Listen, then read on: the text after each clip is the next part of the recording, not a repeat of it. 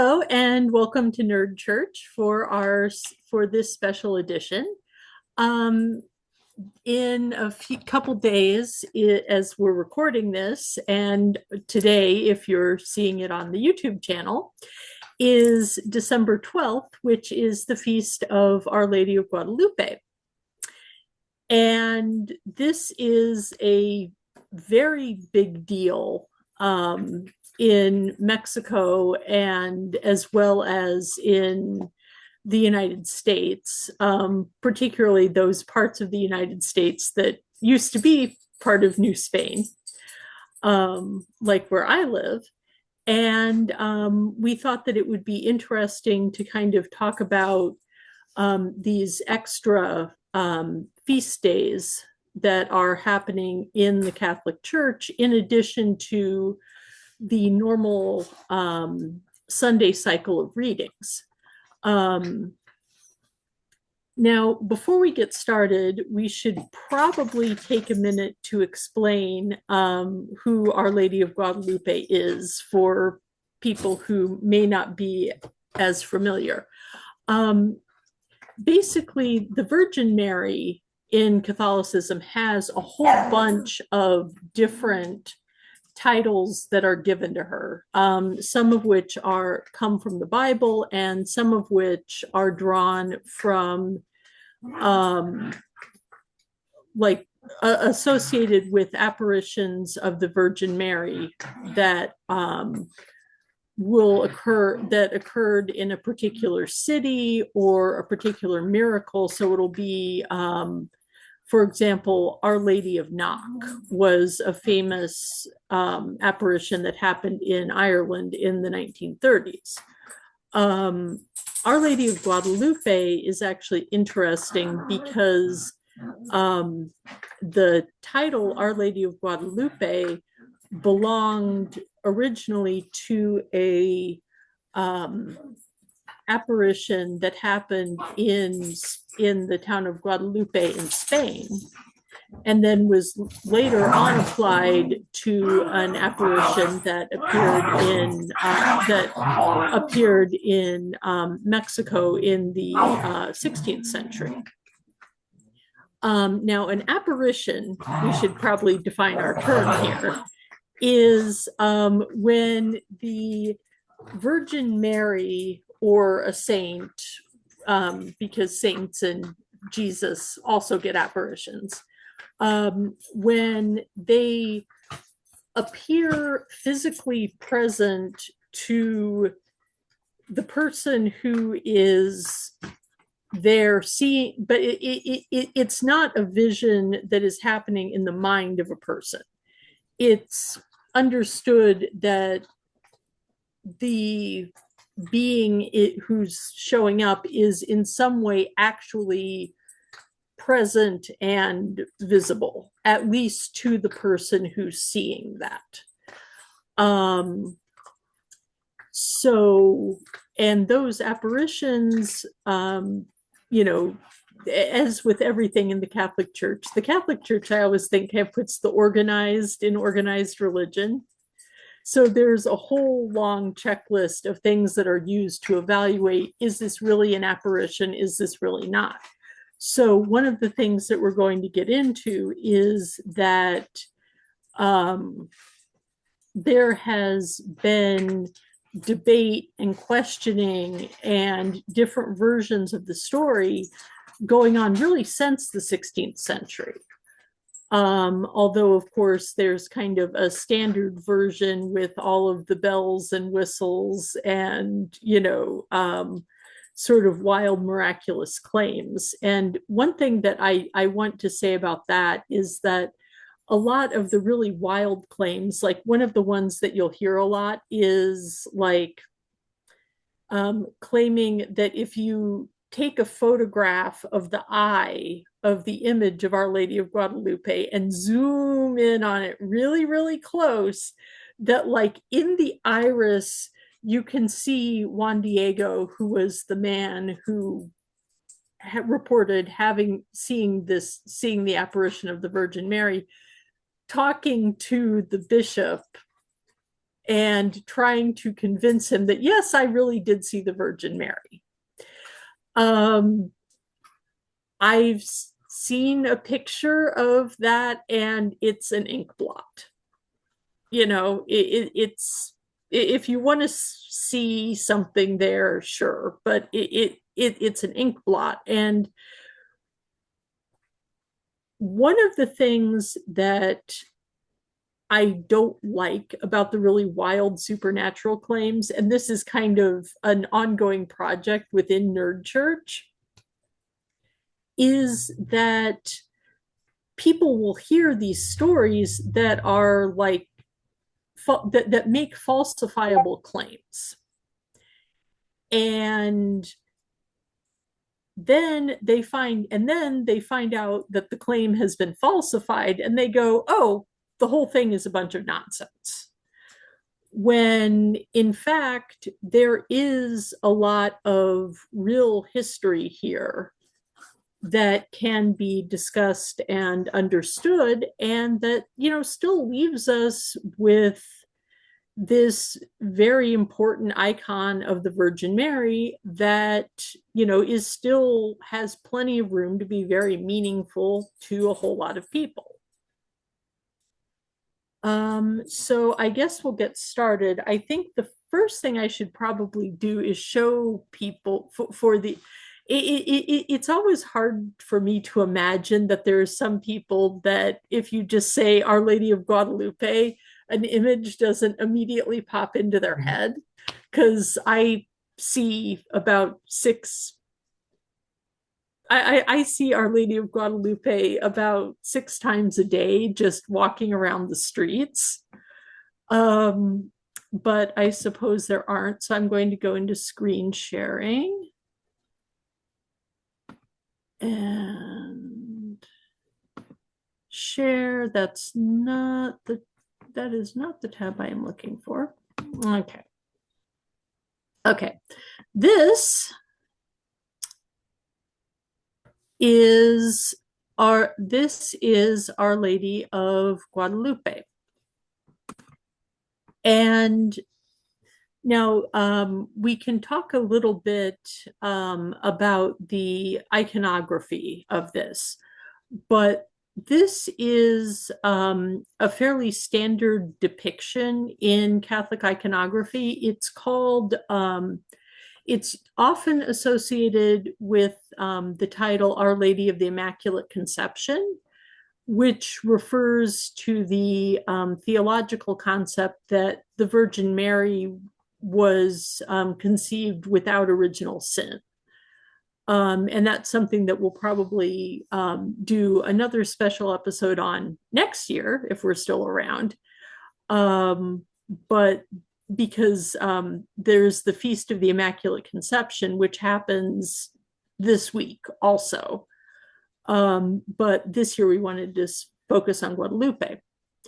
But anyway, this particular depiction comes from ultimately the Book of Revelation, where it talks about the woman clothed with the sun and with the stars above her head, and the moon is at her feet.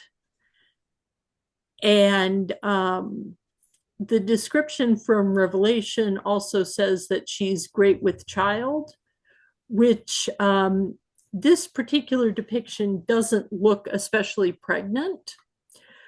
But according to art historians, the position of her belt, which you can see right here. Can you see my cursor? Yes. Okay, yeah. Yeah. Is one that in indigenous art is associated with pregnancy. Right. So this is painted on a large piece of fabric that was and is worn as a cloak, as well as a basically convenient rectangle of fabric for carrying things called a tilma. And I suppose before we should get into the history, we should probably describe the myth. So, Aldo, would you like to do the honors on that one? Sure. If you don't mind, I would read a brief summary of the story. Yes, of course. So, according to tradition, in December of 1531, just 10 years after the fall of Tenochtitlan, which was the capital of the Aztec Empire, an indigenous Chichimeca convert. Chichimeca is one of the many indigenous groups in Mexico still, living to this day. He was a convert, and his name was Juan Diego Cuautlatoatzin. The last part, Cuautlatoatzin, means in Nahuatl, the one who speaks like an eagle. And he experienced a series of supernatural encounters on the Tepeyac Hill, north of what is now Mexico City. So on the first encounter, this happened on December 9. Juan Diego was walking to Tlatelolco for Mass, and he heard a beautiful heavenly singing. He climbed the hill and found a radiant woman who identified herself as, quote, the perfect and ever Virgin Holy Mary, Mother of the true God. She asked him to go to Bishop Juan de Zumárraga and request that a temple be built there where she could offer comfort and hear the prayers of the people. Then Juan Diego went, but the bishop asked for a sign to believe his message. Juan Diego returned to Tepeyac, and the Virgin promised to give him that sign. On December 12th, while Juan Diego was worried about his sick uncle, Juan Bernardino, he tried to avoid the hill, but the Virgin intercepted him. She assured him that his uncle had already been healed. She then told him to climb the hill despite the winter season, where he found Castilian roses, flowers impossible to find at that time of year. He gathered them in his tilma, as Katie said, a cloak made of agave fiber, and took them to the bishop. When he opened the tilma, not only did the roses fall to the floor, but the miraculous image of Our Lady of Guadalupe appeared on the fabric, just as it is displayed in the basilica. Then the image shows the Virgin with mestizo features and wrapped in symbols that unite Christian and indigenous meanings. The color of her mantle, the sun and moon behind her, the black girdle indicating pregnancy in the Nahua world, and this symbolic language helped indigenous peoples recognize her message early on. The bishop then ordered the construction of the chapel she requested, and the tilma was placed there for veneration. Devotion to Our Lady of Guadalupe grew rapidly, eventually becoming a central religious and cultural symbol for Mexico and for millions of people worldwide. Okay. And that pretty much sums up the legend. Now, I want to get into a little bit of the history that we know, as well as sort of what we might think of as a critically maximalist interpretation of the image. Now, Our Lady of Guadalupe enters history in 1556. So almost not quite 20 years, a little over 20 years after the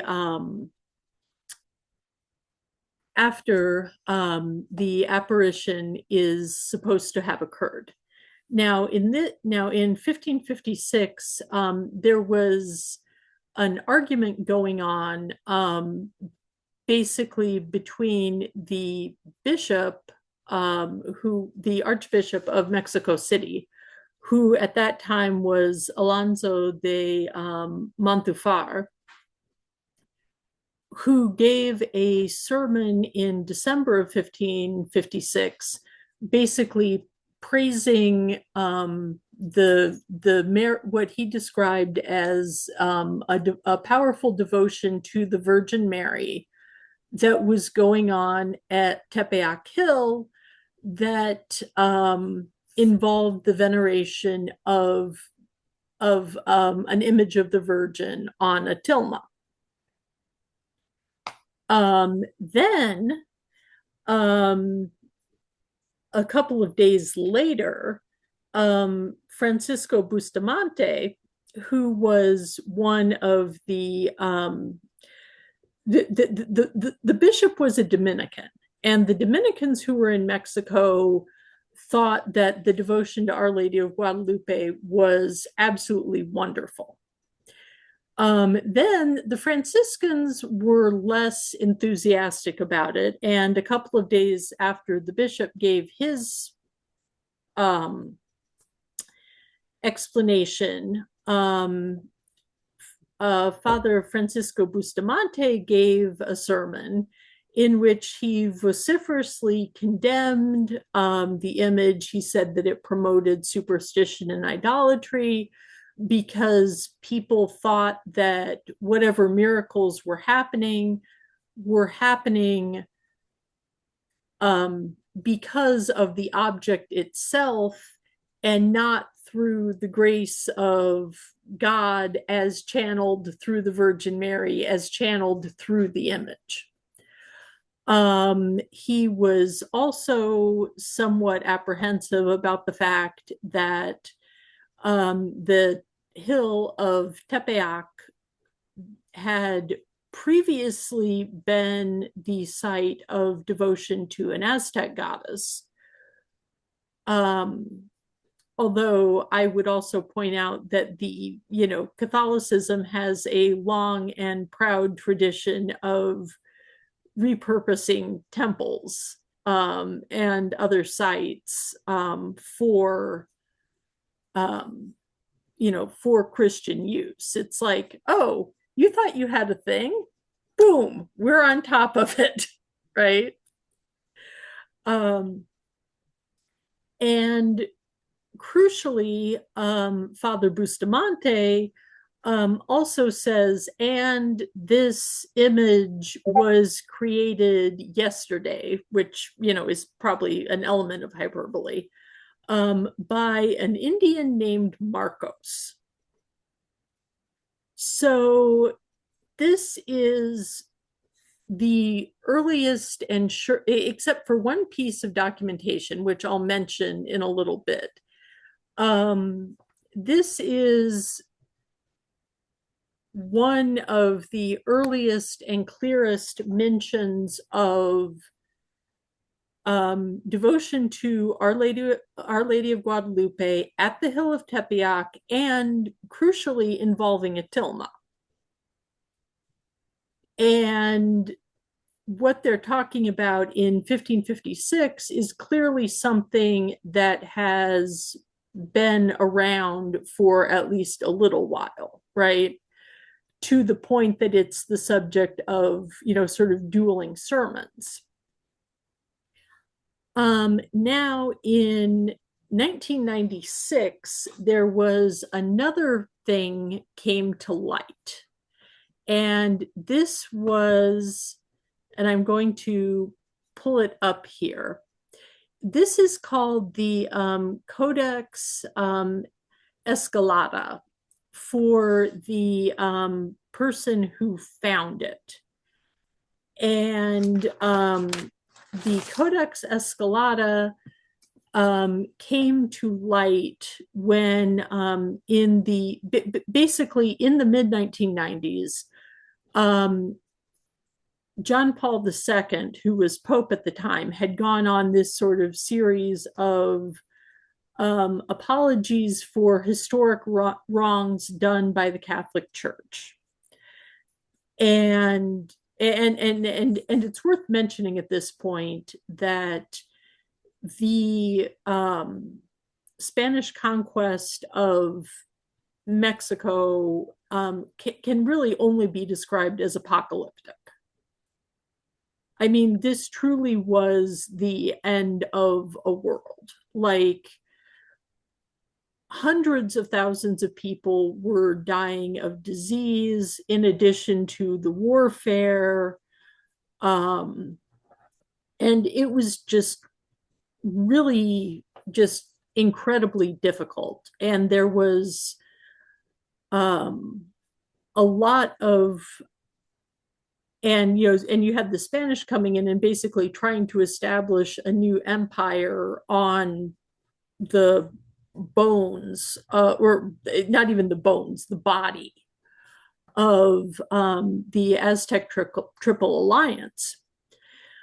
Um, and as part of this, um, as part of this effort towards, truth telling and of truth and reconciliation, was an effort to go through and say, okay, yes, we as the Catholic Church are sorry for what happened and what was done in the name of God, but also not everything that came out of this was bad. Not everything was imposed from without. And there was a push to find basically indigenous people who could be canonized as saints, who were kind of associated with the healthier and positive things that happened as a result of um, the contact between Europe and the Americas. And of course, who better to pick as an example than Juan Diego? So, as the process of kind of looking into his historicity, they were basically scouring every archive in Mexico City every archive in Mexico, every archive in Europe, every archive everywhere, to try to find information about Juan Diego and about Our Lady of Guadalupe. And so they came up with this page, which it's difficult to tell. Obviously the document is very damaged, but here you have Juan Diego, and here you have the apparition of the Virgin. And then there's some writing on there, which is there's a signature by Father Bernardino Sahugun, who was a historical person. He wrote a lot of accounts of the conquest of Mexico, and he says that Juan Diego, and he gives his Aztec name, which could you please pronounce that? So Juan Diego was a convert, Yeah, and his last name was just give me 1 second. I don't yeah, want to misread it. yeah. And I don't want to inflict my attempt at Noah on anyone. No worries. I'm not even sure if I'm pronouncing it correctly, but as far as I know from the little Nahuatl I know is it should be correct. So Yeah, it's Cuauhtlatoatzin. yeah. So it says that Cuauhtlatzin saw an apparition of the Virgin in 1531 and died in 1548. So um, now, of course, a lot of people are like, well, it's awfully convenient that that document surfaced just at the point that we're trying to get Juan Diego canonized, right? Which is fair. On the other hand, I would like to submit that if you were going to fake a document, um, you might do it a little bit prettier. Right. Um, so so now we come to the is the image of supernatural origin or not? Now, because of course we come back to it was produced by an Indian named Marcos, right? Mhm. Well, it happens that we actually do know about a indigenous artist named Marcos Sipak or Marcos Sipak de Aquino, um, who was an incredibly skilled artist who was active in the 1530s and 1540s. And this is another painting. Now, this one actually is this one is attributed to him. And this is a different painting that he did, also of the Virgin Mary. And I think that if we pull up again Our Lady of Guadalupe, I mean, I'm not a trained art historian, but I think that the similarities are pretty obvious, especially in the mantle, and also in the color palette. Correct. Um, and so, speaking about the icon itself as a historical object, it has been radiocarbon dated. It does radiocarbon date to the first half of the 16th century. And now the interesting thing that happened when they studied it is that one of the things that is sometimes claimed as being miraculous about it is that agave fiber disintegrates fairly quickly. Like it lasts, maybe 20, 30 years and it's gone, right? So if the tilma was made out of agave fiber, just the fact that it still exists would be a miracle. However, when the icon was analyzed by art historians um, in the late 20th century, um, it it turned out that it's actually made out of linen. And linen, of course, can endure for hundreds, thousands of years if it's, kept in, decent conditions. Um, and the other thing, now, one thing that is really interesting about it is that, and I should also mention that the study that found out that it was linen also found out that it was painted using natural pigments. So, for example, the sort of pinkish color that you have here on the robe comes from cochineal, Mhm. which is it's an insect that lives on the pads of a prickly pear cactus. And when you scrape them off, they release this sort of reddish pinkish dye.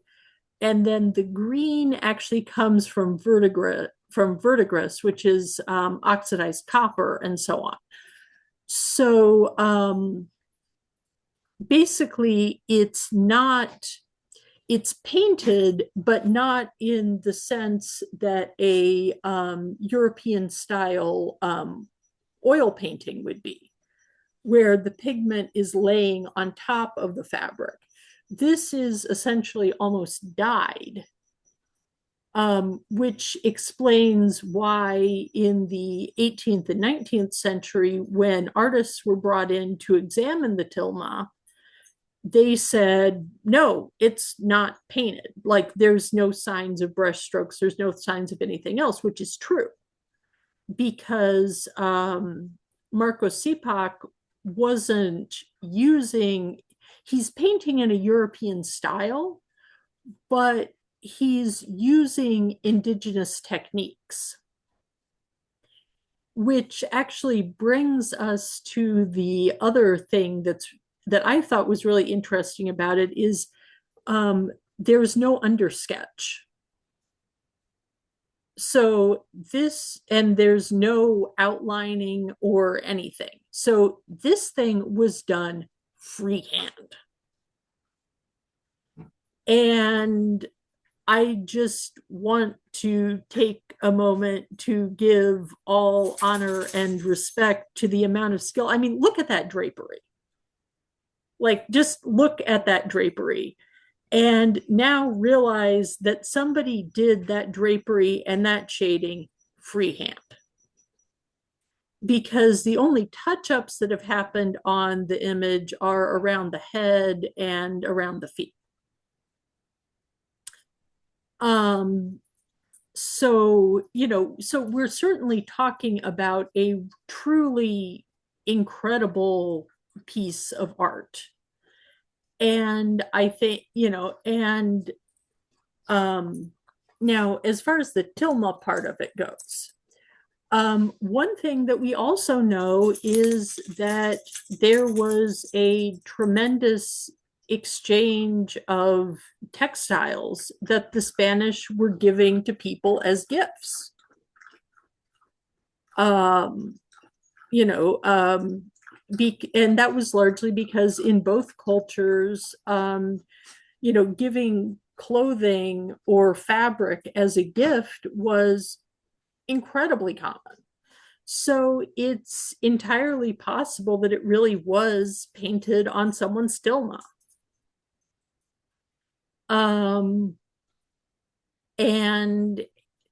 now, and so sort of the critically maximalist version of this is that basically sometime in the 1530s, might as well call it 1531, that someone, might as well call him Juan Diego, saw an apparition of the Virgin Mary, and that an image was somehow left in his tilma, and that later on, Marcos Sipak de Aquino painted the image that we now see onto the miraculous tilma, which was an object of veneration. And just to illustrate kind of how easily you can have something that kind of looks like the Virgin Mary, this is, if it'll actually come up, yes. Okay, this happened in 1996 in Clearwater, Florida, where on the side of a skyscraper, you got this kind of pattern of lines that is in a kind of vaguely humanoid shape. And oh, well, it must be the Virgin Mary. And I actually did a little bit of experimental archaeology, so I am going to go off of screen sharing because I want people to be able to see this. Okay, I actually did a little bit of experimental archaeology because I wanted to see, okay, could the Tilma story have something in there? So what I did was I took a piece of linen and I put flowers that I just collected from my yard. No, I did not make effort to find out what kind of flowers could have been growing in Mexico City in you know 16 in 1531. I will be glad to experiment with that further, once the grant money comes in. But this is sort of proof of concept. And you can see how you kind of end up with a little bit of a rounded shape up here, and you have sort of some staining down here, and so on and so forth. And this wasn't something that I sort of sketched around with a pencil, so you can see how it kind of makes the outline, the vague outline of a human form, right? And so I think, that it's entirely possible that, Juan Diego ended up with some sort of really interesting staining on his tilma that was like, oh my gosh, it looks like the Virgin Mary. Yeah, if you, tilt your head sideways and kind of squint at it. But, sometimes that's all that people really need for belief. And certainly since then, there have been a lot of, um, you know, miracles and miraculous healing, and just, people kind of, praying about their problems and feeling better able to handle their life, associated with Our Lady of Guadalupe. And so that, kind of takes us through the history. So, at the end of the day, we're left with a authentic icon of the Virgin Mary, probably drawn, probably created by an indigenous artist in the first, for certainly, some point prior to 1556, that has been revered in Mexico and throughout the world at this point ever since. And you know what? To me, that's a good enough story. That puts the icon of Our Lady of Guadalupe right up there with, the Sacred Infant of Prague, and you know and all these other, famous historical icons that are beloved and revered throughout the world. So that's all I had to say. And then, Aldo, you were going to talk a little bit more about kind of what Our Lady of Guadalupe has meant and continues to mean. Right. Thank you, Katie. It was a really interesting, exposition on, on the image.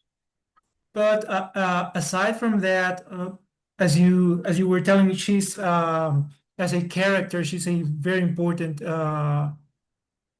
plays a very important role in Mexican society to this very day. So even if you do not keep the Catholic religion to the T, you still you still under the influence of Virgen de Guadalupe. And this is, I studied industrial design and I had many art and cultural classes. And what we were drilled down with is that Mexico is just this hodgepodge of cultures. So syncretism appears right and left, and we can clearly see it. So on the one hand, you were telling us about this, Marco Zipac combining some Mexican materials, Spanish materials, Mexican techniques, Spanish techniques for perhaps painting the image of Our Lady of Guadalupe. And the same happens, at various levels. And the belief in the Our Lady of Guadalupe is not an exception. So, as you were telling us, there was this connection between the Tonantzin, this female deity who was worshipped at the hill of Tepeyac. And of course, there's this idea of Juan Diego as a native Mexican who became pious, who converted to Christian religion, and who put aside his perhaps outdated or even demonic beliefs, according to the Spaniards, and he became a role model for future Mexicans, for future converts to Catholicism. So the idea is that he's just the perfect character, a person who is pious, a person who is naive in some sense, but at the same time is very devout. And this also has to do with this cultural connection, a very strong emotional connection we have with our mothers.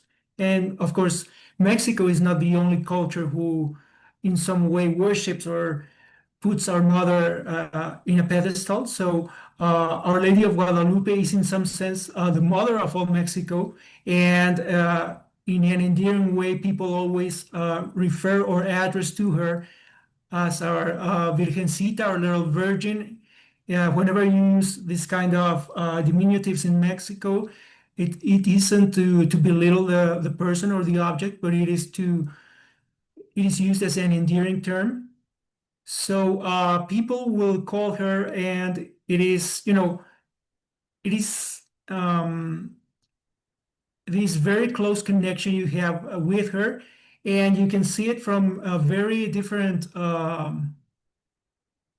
let's say, interpretations or um, the way the faith is manifested in Mexico. So you can just see cartoonish images of Our Lady of Guadalupe, just trying to make her your own for perhaps for younger people, or perhaps even making her a bit of a tougher mother, because you don't, at least in Mexico, you don't want to mess with anyone's mother. So Mhm. same goes for Our Lady of Guadalupe, and you will even find some interesting images about. And excuse my language. There's a sticker over here, some blocks away from where I live, and there's the image of Our Lady of Guadalupe, and there's this pledge to her which says, "Please keep away the a-holes from me." So Yeah, that's the way we perceive religion in a humorous way, of course, yeah, but it doesn't lack that kind of reverence, but it's it has that Mexican humor twist to yeah. it. Well, I mean, you're allowed to tease your mom a little bit, Right. right? Yeah. And I should mention that that when we were discussing this episode, one of the things that I brought up was, Mhm. do we want to talk about the historicity of Our Lady of Guadalupe, or do we Exactly. want to be able to like walk down the street without getting things thrown at us? Um, Exactly. because actually in the 90s, d during the time that Juan Diego's canonization was a live issue, um, the abbot who was in charge of the shrine Mhm. Of Our Lady of Guadalupe um, gave an interview to an Italian magazine in which he said that he didn't think that there was good reason for believing that Juan Diego had existed, and that if he were to be canonized, it would be a recognition of the cult, of the devotion to Our Lady of Guadalupe, and not anything to do with a real historical person, which is kind of a problem if you're going to say that Juan Diego is a saint and Juan Diego is in heaven. Exactly. And there was a massive outcry. Um, and the Vatican essentially was like, yeah, it's about time for him to retire. So but like I said, I don't think that even particularly since the Codex Escalada has been checked out. Even the people who think that it was probably who think that it was awfully convenient and may have been a later, um, don't question that this is a 16th century document. They just think that it was created after the fact, but after the fact in the 16th century. So you're kind of getting to the point of, okay, there must be some kind of kernel of something happened.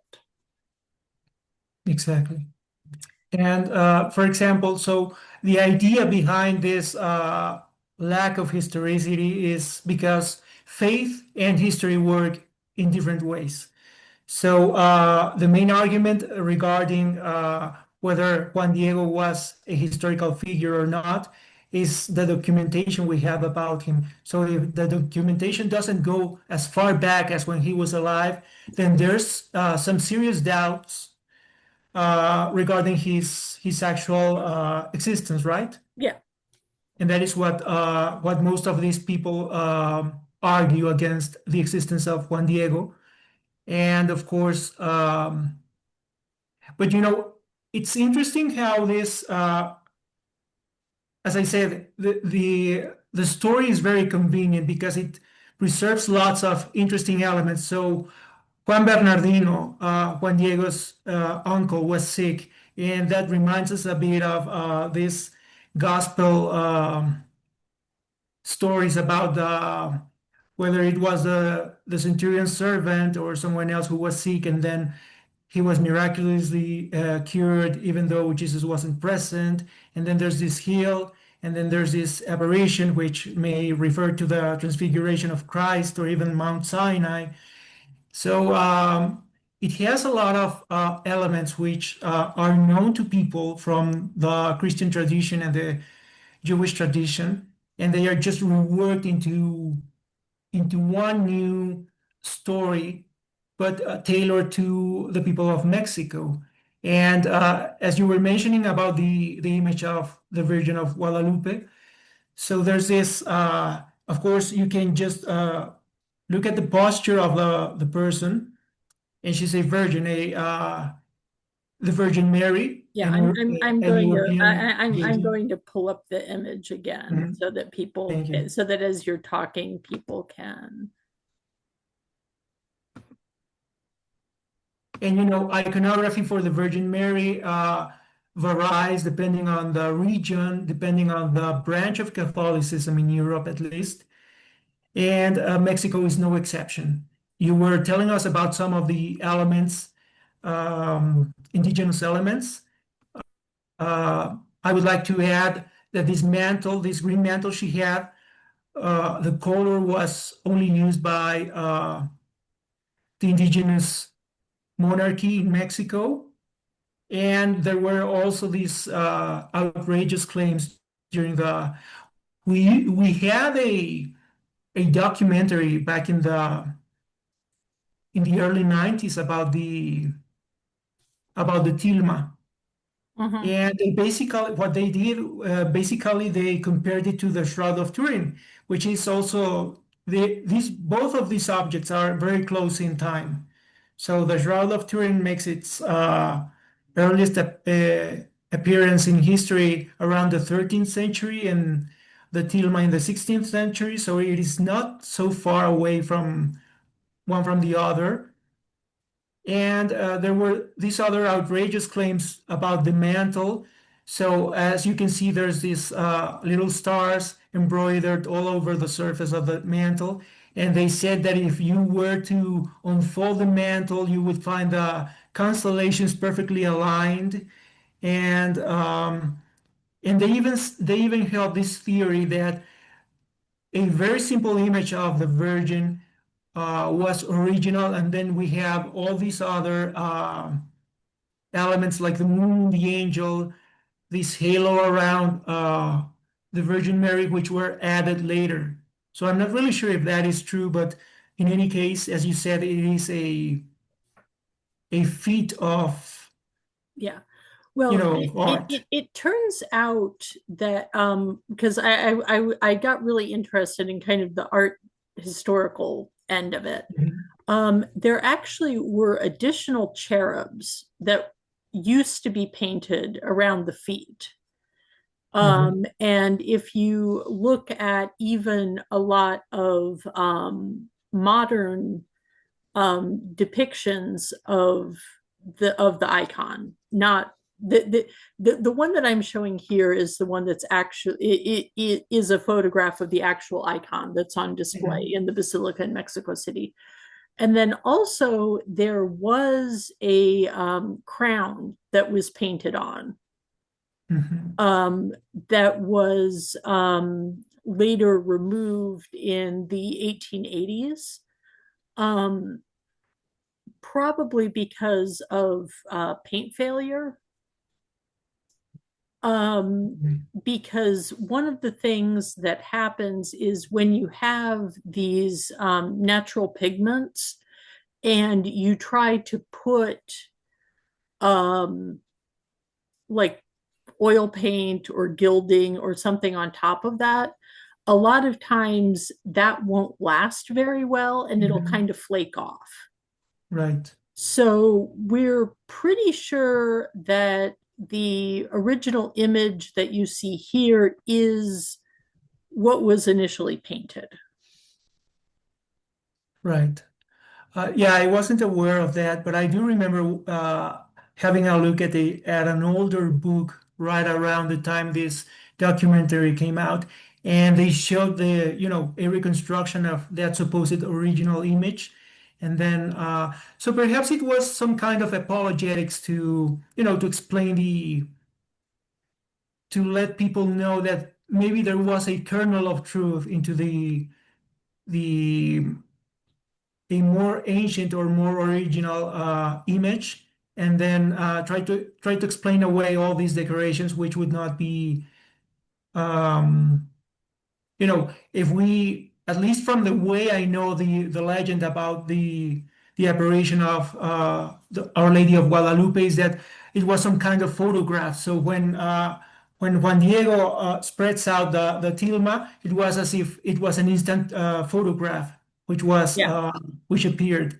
So you would imagine that the halo and this very stylized angel would not appear there. So perhaps that is the thinking behind this theory or yeah, hypothesis or whatever, right? yeah. But and like I say, it's still. I think we can talk about, you know, was this image miraculously produced? No. Mhm. You know, is this, undoubtedly a 16th century icon? Yes. Um, you know, did you have anything else that you wanted to say about kind of Our Lady of Guadalupe sort of historically, or um, kind of, what her, what, like you live in Mexico City, so like Mhm. what's going to be going on December 12th? Like what is what does that look like? What does that feel like? Well, weeks prior to December 12th, there's a lot of people coming from different places around Mexico, near and far. So you will see people riding bicycles, lots of buses carrying people, even pickup trucks and whatever, with people bringing images of Our Lady of Guadalupe, whether they are printed or they are sculpted images, and they will gather in the at the basilica, and it's usually a very big celebration. It's been calculated that it's some 12 million people who go to this celebration, and it's always, in a very I'm not sure if it's the same in other countries, but at least the kind of relationship we have in Mexico with famous figures with, you know, even in this religious setting, is that they are very close to our heart and they are very near and dear to us. So we would talk to them or we would treat them as if they were family. So one of the most iconic moments during December 12th is singing happy birthday to Our Lady of Guadalupe, and that happens at midnight. So you will have a special mass, and people would literally sing the Mexican version of Happy Birthday, which is Las Mañanitas, which is the little mornings. So just wishing you a good morning. And uh, it's interesting that it is at some point, one of the lyrics reads that it says, Estas son las mañanitas que cantaba el rey David. This is the little morning songs that King David composed. So you have this connection with the biblical Yeah, world. yeah, which is And, great. it is broadcasted in national TV. Every major TV station will have some kind of celebration. And it is it is a minor private celebration. You do not celebrate at home, but you do celebrate going for a visit at the Basilica. Yeah, yeah. And aside from that, there's lots of traffic jams, lots of people. Oh, I bet. Fortunately, that's it's under control in a sense because there's you do not have any kind of accidents or any kind of violence happening. Yeah. And yeah, I should also mention that in Mexico, it is a holy day of obligation. And holy days of obligation are basically days in addition to Sunday that Catholics are supposed to go to Mass if it's at all humanly possible. Right. And those will actually vary from country to country. It used to be that there was like this huge list of them. There was like 36 or 38 Mhm.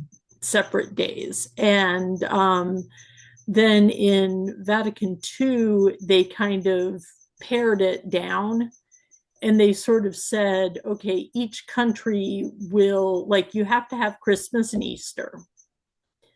And other than that, it's kind of up to each country how many days of obligation that they want to have.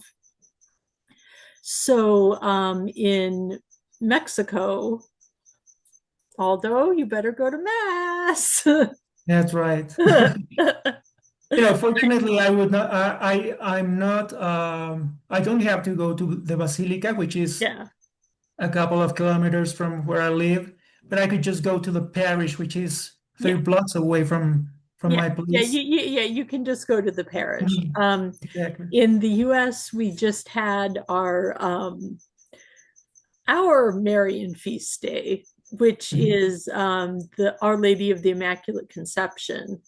And then, of course, in my parish, because we have a lot of Mexican and Mexican American parishioners, Mhm. um, they have to run masses for Our Lady of Guadalupe also, because, so I really feel for the priests because they have like 8 extra masses this week Wow.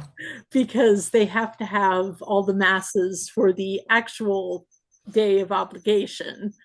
And then they have to have masses so that everybody who wants to can go to Mass for Our Lady of Guadalupe, Mhm. um, which is pretty amazing. Um, and Speaking of Mass, it would not be Nerd Church if we did not talk about the readings. One thing that I thought was particularly interesting is we mentioned in our first episode that there's a um, Sunday lectionary cycle, which is a 3-year cycle.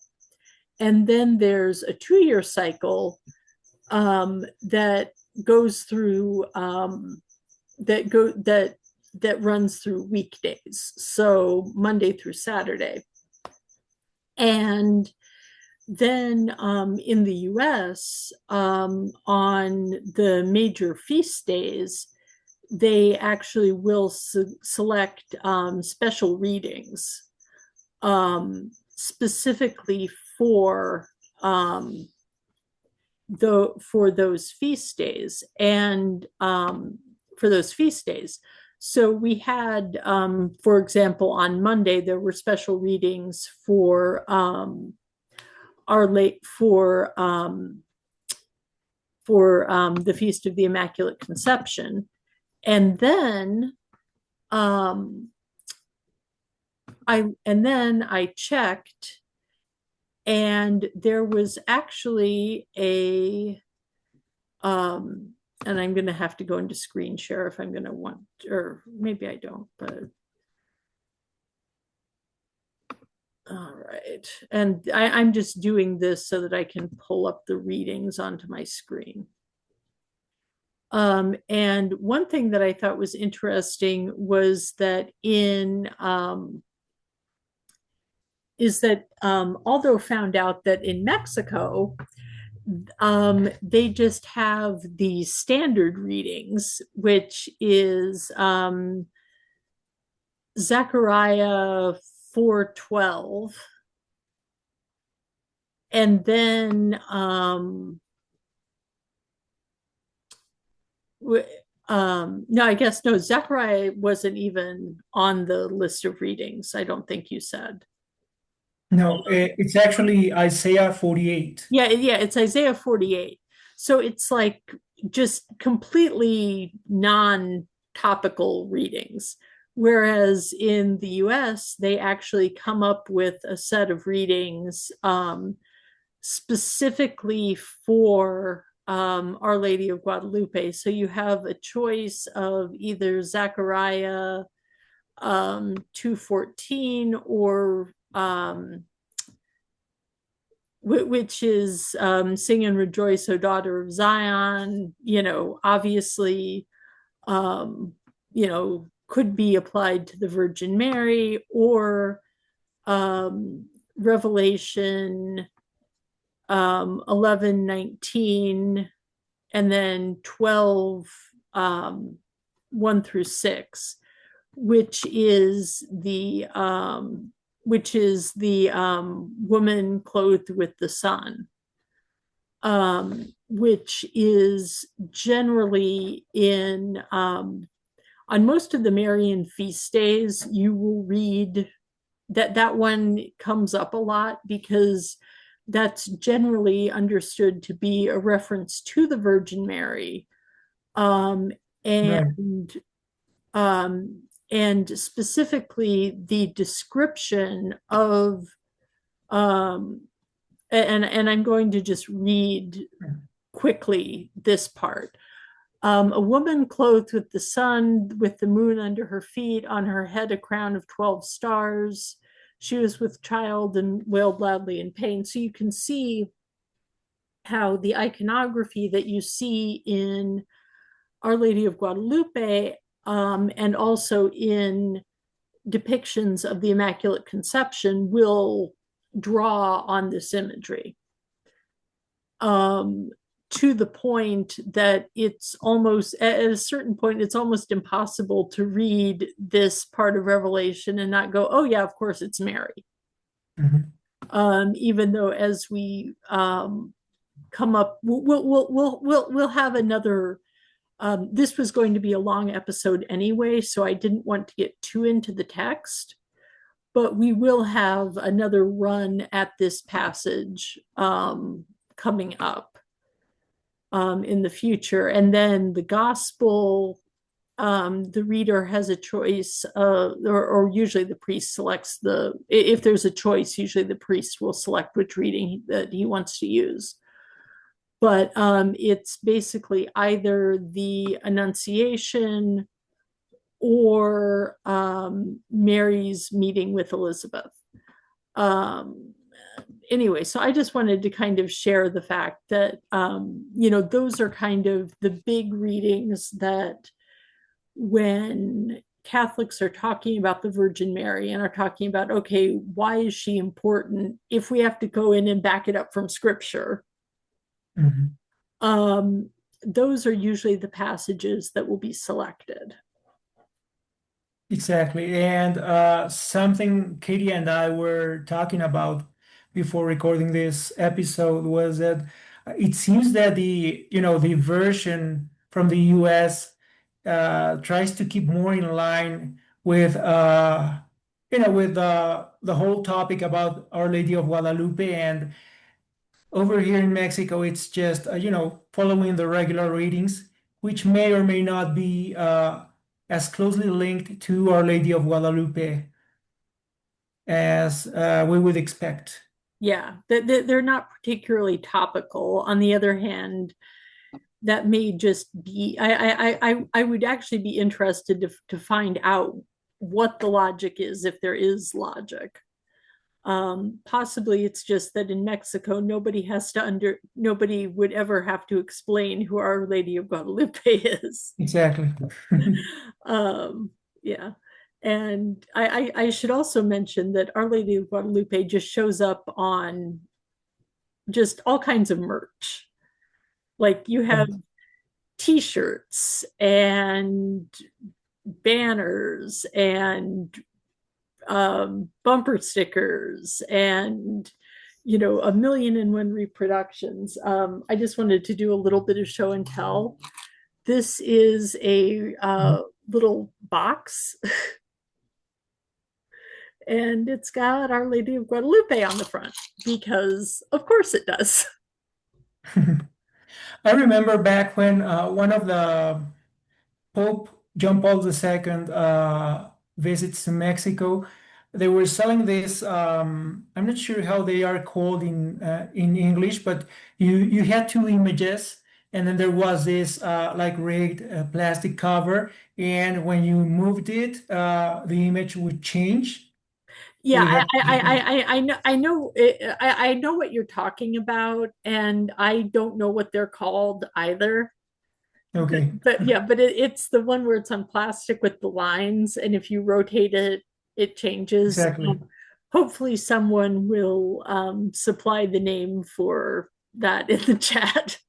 Of course, if you know, you just leave us a comment and tell Yeah, us yeah, what it is called. But I remember that there was this image, and you would have Pope John Paul II, and he would give the blessing, and then yeah, the Our Lady of Guadalupe would appear. So it was a very interesting piece of yeah, iconography. yeah, yeah. It definitely gets interesting. Okay, well, I think that I've said as much as I had to say. Is there anything you'd like to add to close us out? Well, I would just make a comment on, the circumstances, the cultural circumstances under which Our Lady of Guadalupe appeared, which you touched a bit when you were talking about the image. So it conveniently appears after the conquista, after the Spaniards conquered Mexico. So it was a very important way to try to appease and to attract a decimated people into the Christian religion, into Catholicism. So it was an interesting bridge culturally and religiously to create this, let's say, quote, hybrid image of a European depiction of the Virgin Mary with some native Mexican elements. And the idea quickly picked up. And that's, let's say, some kind of way where there was some damage control, to call it in some way, about this very violent takeover from Spain on Mexico, and then just try to get along with each other. They were here to stay, so they found a way to make things more tolerable for both sides. Okay, I think that's a good place to end. And as always, like, share, subscribe, do all the free things. And we will be here on Sunday with the third Sunday in Advent. Bye. Bye.